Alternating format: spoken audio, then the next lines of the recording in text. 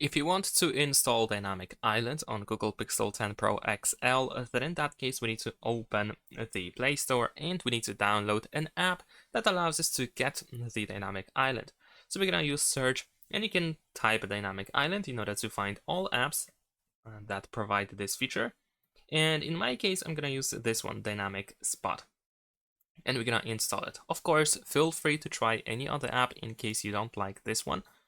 But in this case, in the case of this video, I'm gonna use this app as an example. And I'm gonna show you how to set it up. So let's press open. And of course, you might see ads in the meantime, but the app is completely free. So let's press next over here.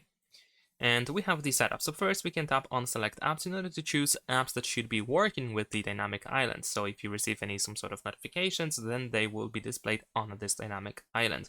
You can choose individually, or you can just tap on all over here in the top right corner.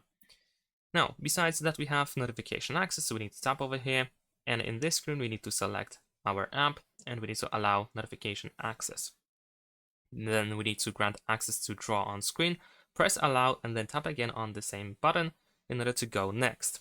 Wait for the next screen, choose dynamic spot, and we need to enable it, and press allow.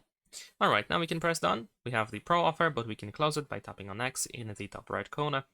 And now we can change the appearance of the dynamic island, because usually by default this dynamic island is too tiny, too small, and we can still adjust it. So let's go to position. And over here, this is how the dynamic island looks like, at least on this phone by default. But of course, we can make it wider if we want to. We can also make it bigger, increase the height.